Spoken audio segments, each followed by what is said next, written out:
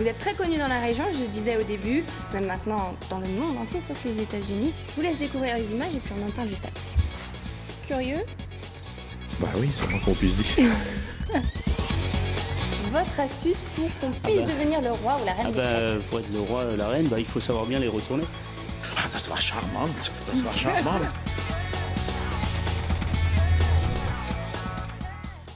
Bonsoir à tous, j'espère que vous allez bien. En tout cas, moi je suis ravie de vous retrouver sur le plateau de Bienvenue chez vous. La suite, ce soir, je pense que je vais passer un vrai test. Bonsoir Arnaud Blavier, vous êtes le directeur de DTGO Group. Alors en fait, vous êtes une sorte de détecteur de mensonges vivant. Bonsoir Virginie. Quelque part, oui, en tout cas, c'est les techniques que l'on enseigne, tout à fait, oui. C'est une école qui, on peut dire école, une entreprise, société? Une entreprise qui fournit 3 types de services, de la formation, de la consultance et du coaching aussi, et qui, entre autres, oui, forme aux techniques qui sont utilisées, entre autres, dans la série Lie to Me. Ah oui, qu'on connaît bien. On détecte les micro-expressions des personnes pour savoir s'ils mentent ou pas, c'est ça? Entre autres. Entre autres, c'est bien plus compliqué que ça. C'est bien plus compliqué que ça parce qu'en fait, les micro-expressions, c'est un canal et en fait, il y a 5 canaux de détection. Donc, il y a pas mal de choses en plus. C'est vraiment une science? Oui. En fait, derrière la série Lie to Me, en fait, la série est née d'un livre, Telling Lies, qui a été écrit par Paul Ekman. Paul Ekman, c'est un des scientifiques finalement les plus réputés au monde. Et il a développé une science de la détection de mensonges sur base de 40 années de recherche scientifique. Et il enseigne lui-même ses méthodes au FBI, à la CIA et en Angleterre au niveau de Scotland Yard et du MI5 aussi, oui. Quand même. Oui. C'est mieux qu'un détecteur de mensonges? Ah oui, parce que le fameux polygraphe, en fait, lui, va détecter des changements biométriques, mais pas forcément un mensonge. Il va simplement détecter que la personne, on peut dire, est sous stress. La machine n'est pas capable de mettre le contexte autour. Or, seul l'être humain va être capable de prendre les éléments qu'il va détecter dans un contexte global, en fait. Donc ça peut servir dans quelle situation? Globalement, toutes les situations où on veut savoir ce qui est pensé ou dit réellement, alors on a pas mal de contacts avec finalement la DRH. De plus en plus, on se rend compte que les méthodes actuelles ne permettent pas de savoir vraiment ce qui se passe ou ce qui se dit.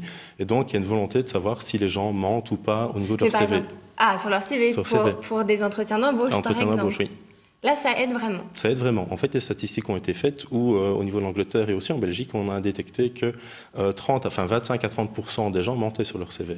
Alors, d'accord, il y a des entreprises qui peuvent faire appel à vos services, d'accord. Est-ce que si, moi par exemple, ou notre femme a un doute, on se dit, tiens, il ne dit pas vraiment la vérité, est-ce que on me ment sur, par exemple, mes collègues de travail ou, par exemple, une relation plus proche? Est-ce que c'est possible? On peut venir, on peut apprendre à détecter les réactions de personnes plus proches de nous?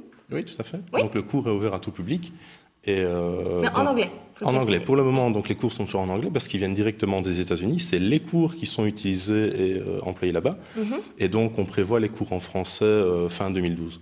Ah, quand même. Donc, peut-être que je viendrai apprendre quelques rudiments, mais il faut combien de temps? Il faut des années pour apprendre tout ça? Parce que ça a l'air d'être très complexe. 4 jours. 4 jours? 4 jours. En général, les gens, au début, sont capables de détecter les mensonges de l'ordre de 1 sur 2, donc exactement 54%. À l'issue des 4 jours, lorsqu'on fait une vérification, un test, on amène les gens à détecter de l'ordre de 80-90% des mensonges. C'est énorme. Ouais. Sur 4 jours. Sur 4 jours, c'est impressionnant. Bon, on va en savoir encore un peu plus pendant cette émission. On parlait de Lie to Me. Pour ceux qui ne connaissent pas, voici un extrait de cette série. La détresse, le mépris, le dégoût. On a tous les mêmes expressions? Ouais, c'est universel.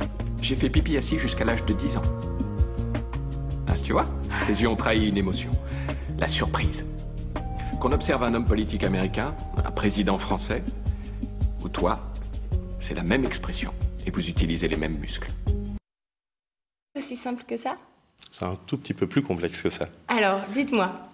Donc en fait, ici, l'extrait parle des expressions et des émotions universelles, je vais revenir, et en fait qui sont traduites en micro-expressions. C'est un des canaux, comme je disais tout à l'heure, pour détecter un mensonge. On va essayer de détecter ce qu'on appelle les fuites au travers de 5 canaux. Ici, ce que l'on voit, c'est un des canaux. Alors, quels sont les 5 canaux? Alors, il y a les expressions du visage, les expressions faciales, le body language, donc le langage du corps, le langage corporel, la voix, avec le ton de voix qui va monter ou descendre, le style verbal, c'est finalement les pauses dans les phrases, si on emploie le je, le vous, le tu. Et puis vraiment les mots utilisés, donc le contenu, pour construire alors le reste de la phrase. Donc c'est ça les 5 canaux.